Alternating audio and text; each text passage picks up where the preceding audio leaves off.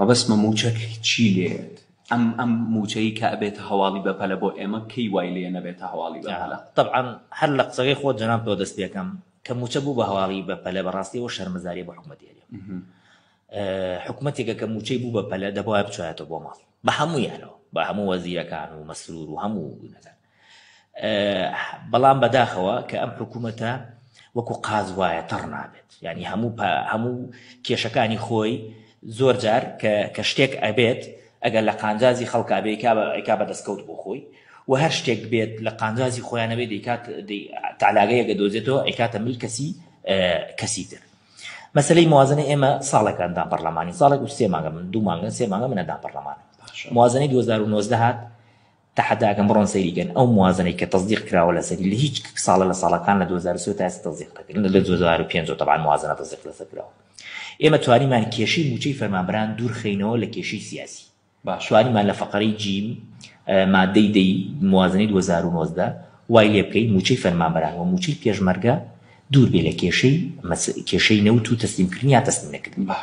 طبعا ورترە مێ تعاملکەم لە ماوەی ساڵەکە لە ساڵی 2019 بەکامل موچە هاتووە مانگانە 454 ملیار دینار لە عێراقەوە هاتووەتە ناو هەرێمی کوردستان لە مانگی 1 2019 بۆ مانگی 31 دوانزەی 2019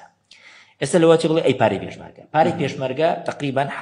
68 بۆ 70 ملیار دینار بوو ئێمە چەند جارێ بە دوواداچوونمان کرد بۆمان دەرکەوت کە ئەمیش ئەکەوێتە سەر هەرێمی کوردستان ناوی پێشمەرگەی نەناردووە بۆ عێراق بۆی موچەکە بنێر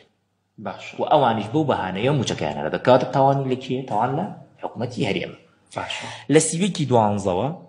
هەتا ئەم مانگە ئێمە تیایانین 3 موچە هاتووە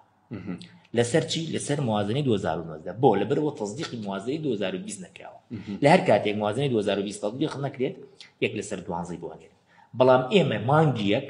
بە وەفدێکی هەرێم چەند جارێ سەردانیان کردووە پێیانمان وتووە تکاتان لێ یەکەین لە مانگی نەوت و مانگی یەکەوە نەوت تەسلیمکەن هەنگیەکی 2020 عفو وتومانە نەوت تەسلیمکەن هیچ نەبێ 100,000 بەرمیل تەسلیمکەن بۆ ئەوەی چی بێ ئەم نەوتی کە جەنابە تەسلیمیەکەی بۆ ئەوە بێ کە یەکەم شارعی عێراقی زەما ینی نیازباییەک تێبێ بەرامبەر شارعی عێراقی تر جاری تر نەیجوولێنن بەرامبەر تۆ دووەم بۆی ئەندام پەرلەمانە عێراقەکان کە دیفاعیان لە ئێمە کرد لە موازنەی 2019 پێیان بڵێنەوە هەرێم نیازپاکی داوە ئەم جارە لەوە چێ 250 تەسلیمکە و هەموو نەوتیش تەسلیمکە و بۆ حزبە سیاسیەکان بەڵام بەداخەوە ئەوان گاڵتەیان بەیانما کرد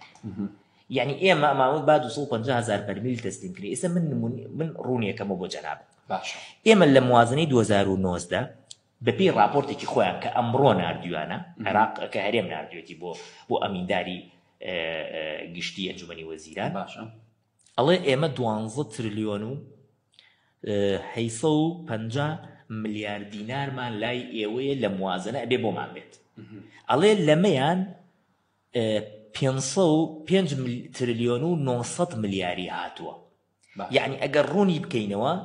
7 تریلیۆنی نەهاتووە ئەم 7 تریلیۆنە بۆ نەهاتووە لە عێراقەوە